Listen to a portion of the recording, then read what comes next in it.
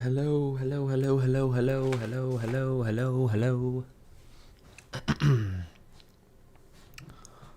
Hello, hello, hello, hello, hello, hello, hello. Hope everyone's having a fine evening. Let me share this over.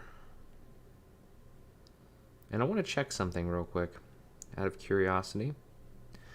I actually have an update that's not listed on the thing. Put that there. Out of frame. Sorry. I have an update that's not listed on the old the thing there, and that is that yesterday I tried to make like the stream like 1440p technically. And I think that worked because on my YouTube channel, it actually like uploaded as 1440. So that's kind of cool. I want to check something though real quick. If we'll go into my YouTube channel and I go into the daily recap and I look at it, is there a way to like change quality and shit? Oh, you can view it in 1440? Is that true? Is there a lot of buffering? Wow. That is crispy. Okay, that's exciting. All right, well, tremendous. Let's get through this. Large pimple here. Yep, that's annoying. Okay. All right, let's get this here. Pretty good day today. Started off pretty funny though. Let's go over to the screen share and zoom in. So I mentioned, I think yesterday, that I had a dentist appointment at 11 a.m. Well, I fell asleep at like 2 a.m. and I thought I was going to be up in time, and I wasn't. So I woke up at 11:15 from my phone ringing from a call from my dentist because I overslept and I missed the appointment. So that's kind of funny. I rescheduled it for some time in September, so that's kind of funny. But luckily, I go to a nice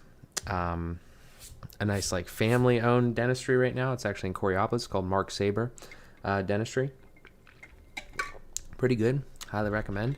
And they're like good people, and they don't charge you a no-show fee, even though that was a really dickhead move that I did and accidentally overslept. But it's okay, my teeth are fine, so we'll just wait a little longer. But yeah, so that was funny.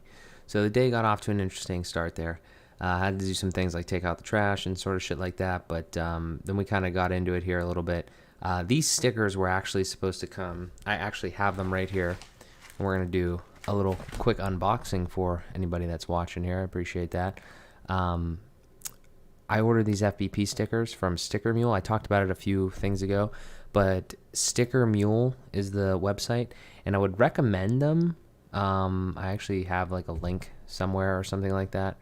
But I would recommend them because occasionally I guess they give like extreme sales, and like these stickers should be like $60, I guess, like on retail, but like they gave them to me for $9. So they're just like little FBP stickers. Hopefully they're kind of cool.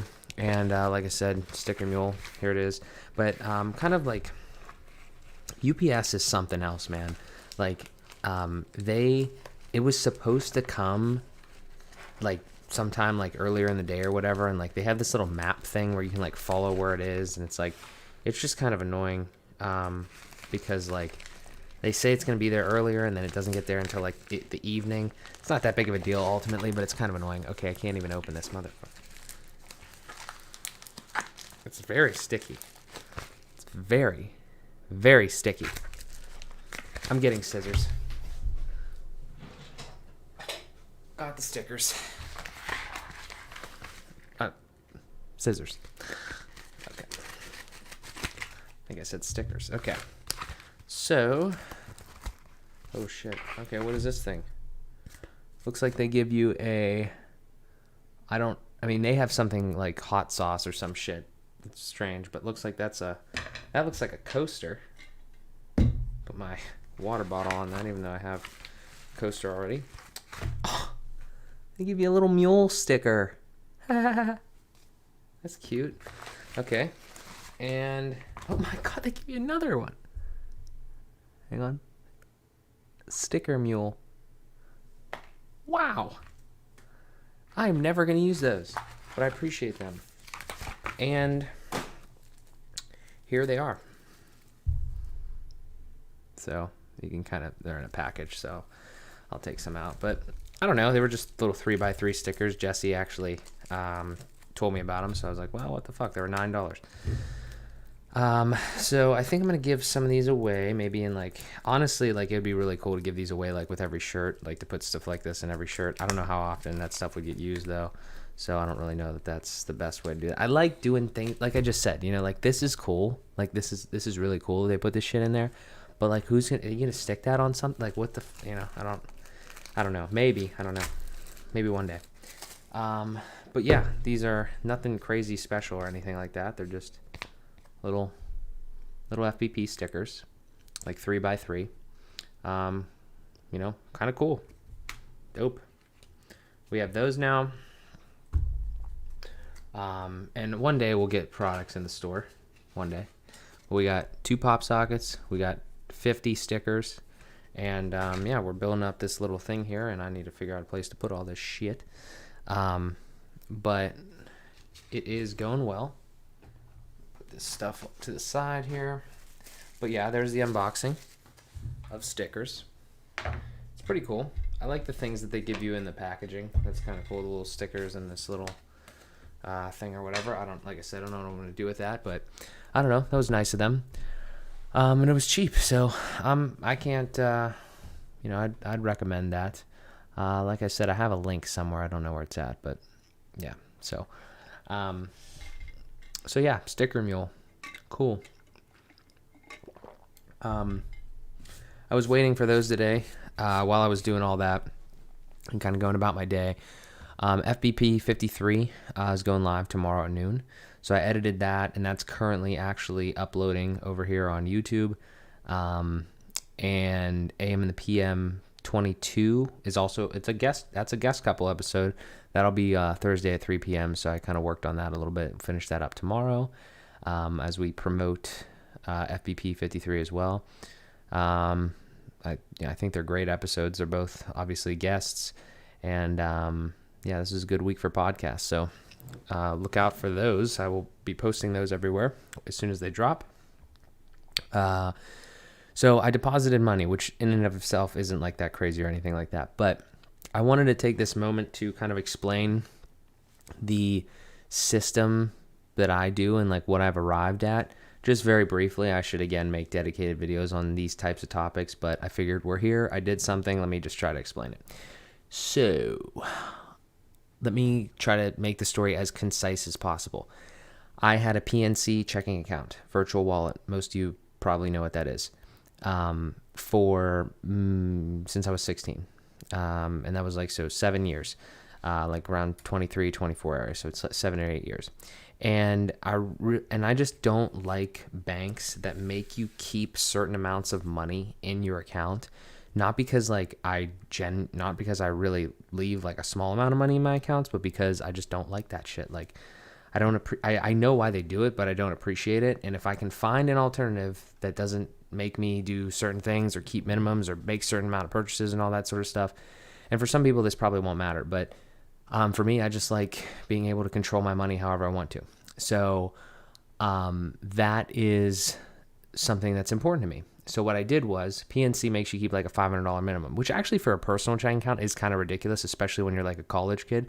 I don't think there's a minimum when you actually have the student version, but even when you're out of it, it's you're just starting to make money and shit and you're trying to save. It's fucking stupid. So I didn't like that. So long story short, I've switched over to Ally Bank. They don't use that anymore. They don't have minimums. They don't have fees. It's online. If you can do online banking and you don't need a branch, I would 100% recommend Ally Bank or some sort of alternative to a brick and mortar place, because I found that I thought there was going to be more cons than there was, and there's very little. I won't go too deep into the weeds, but I want to talk about this system here that I found.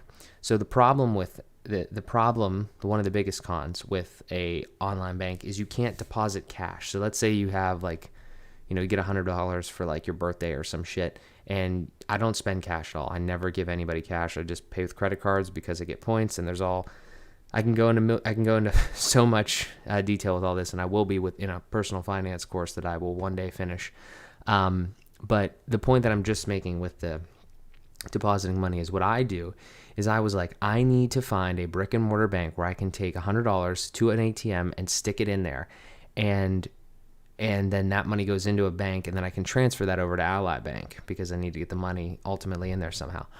And the other thing that I would love is for there to be no minimums. So I found, and if you have one of these by you, then I would recommend Wells Fargo, or no, fuck, I always call it Wells Fargo, West Banco. So West Banco, and then you go personal, and then I think it's just their basic checking. And I wonder if they still have it right here. Look at this. It's just a regular checking account. Their online thing is fine. This is based out of like West Virginia, but they have some obviously here in Pittsburgh. And monthly maintenance fees waived if you opt in for an e-statement. I don't want any fucking paper. Give me the e-statement and waive my fees like all day, dude. Like, so you don't have. So like, what this means is like you normally would have to have, whatever. You normally have to have like $500 in your account or whatever they says. And if you don't have that, then you normally pay the maintenance fee, right? The maintenance fee normally is like $10 or some shit like that. But if you opt into the e-statement, then you can have less money than that in there, and they're waiving the fees, so you're fine. So I've literally been operating with like $0 in this account because it's literally just a pass-through account. Like I put $100 in there, and then immediately, like today, I put like $60 in there, and immediately, or like, this week or whenever I do my finances, I'm just going to transfer that money into Ally Bank. So like I never have any money in here, but it totally solves all my problems and my concerns. And if you were ever concerned about like online banking, like a whole online bank, like that solves your problem right there. So it's a little bit extra work, but it's not like, I don't know. I enjoy having, maintain $500 in your account, but you don't have to do that because your fees are waived. I don't know. I get really excited about that sort of shit. So there's my system. My secret. There it is. And right after that, actually, there was a Family Dollar right across the street. And I went in to buy an anniversary card because mine and Amanda's 4-year anniversary is coming up. And then I decided, I'm just going to make one because they had shit cards there. And, I just figured it would be more. I always write like a note in it. So I just figured I was going to make one. So one day I'll make a little anniversary card too. I played some tennis today with my buddy Ism, and it was funny because like the court we played on it had like almost like looked like almost like a carpet on it. It's not carpet. I don't know what it was, but it wasn't like there was something on top of the asphalt. It's like a very thin carpet material-ish, and it had a bunch of fucking sand on it. So it's funny. I guess our mayor Bill Peduto put fucking sand on the tennis courts. It's ridiculous. I don't know. I know he put it on the skate parks and stuff, like back when there was quarantine time, people were still using the skate parks, but they must have put it on there too, because I can't understand why there would be sand on that. It's ridiculous. So that's funny. But it was a good time. I haven't played tennis in a while, and I just I do it for fun sometimes. So I was happy that we went out there, and then I played some hockey, some pickup hockey. That was fun as well. I was actually happy that I got double the exercise today, like a couple extra, steps in with all that sort of stuff, because I'm just trying to continually, with all the stuff that I'm doing, I'm trying to continue to stay active as possible. And like I also need to start going to the gym here probably tomorrow because I don't have any hockey. So we'll see how that goes. Our idea of either hockey or working out every single day. We'll see how that goes. And yeah, other than that, there's just this one last topic here that I want to talk about, just because it was something interesting that happened to me today and that I did. Because I don't think there was really anything else big. Yeah, maybe I'll remember, but I don't think so. This was funny though. This just was very interesting. So I watched Joe Rogan came out with a podcast today. With David Blane, so the magician, and I've always liked David Blane. I'm not a magician. I've never watched all of his shit, but he seems like an interesting person, right? I mean, he's a pretty crazy dude, and I didn't realize how crazy the dude was. It's a wild episode. He's talking about all this different stuff that he's done, all these different stunts and stuff, and they're all real. They're not he's not actually more of a magician. He's more of a freak. Like, he can just do shit, like hold his breath for 20 minutes and do all this other stuff. And like, I don't know all this stuff, but those types of things, like where he's controlling his body in a certain way. There's not really a lot of magic involved, like trick stuff, and a lot of things that he does. So that was really wild. And I would recommend that. I'm like halfway through it or something like that, but that's just interesting. There was one line in there, though, that actually had almost nothing to do with the actual episode on the whole, but it was something that it kind of struck a chord with me, and I thought about it. And something like, David Blane does all this stuff, and he says that he doesn't want his daughter to ever do anything like that, because he doesn't want other people to do the stuff he does, because he knows it's dangerous and you get hurt, and and all sorts of stuff. And his daughter's like a little magician or something, and he doesn't want her to do anything like he does. And I find that that's like a very, and Joe says, like, isn't that funny that, parents, like, or the parents, right? Like in that case, David Blane goes through all this hard stuff. Like, he does all these hard things. He also had like a single mother, and, it was a hard childhood and stuff. And then like brave and, tough parents raise kids, and they want to be super protective of them because they don't want them to go through the hard stuff that they had to go through and just do things like that, right? And I thought it was really funny. I thought it was really interesting. I thought it was very, I thought it was actually related to a couple things. I thought it was very related to like the times that we're going through in a sense. And what I mean by that is there's that saying, and I don't remember it specifically. I'm going to get it wrong. It's like, hard times create strong men. Strong men create easy times create weak men, and it keeps going like that, right? And weak men create hard times. And that's somewhat related, but I think that is really interesting. And I think that those two are somewhat related, but the parenting and stuff like that, you can kind of see like the generations as it continues to go like that.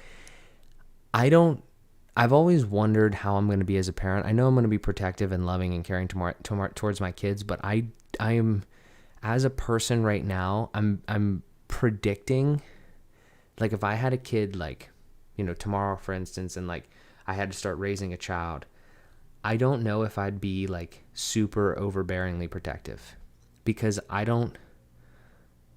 think there's a very real thing, like you have to let kids fuck up in order for them to learn. And I don't actually mean that. I want to kind of refine what I said there. I mean, like, you learn a lot from mistakes. Now, I try to not make a lot of mistakes anymore. But I still obviously make mistakes, right? Like, I fucking overslept my dentist appointment today, something as silly as that. But what I'm saying is, like, until you get to the point where you can consciously say, okay, I want to do thing X. What is the best way to do thing X to basically eliminate or mitigate as many foul ups as we could possibly have, right?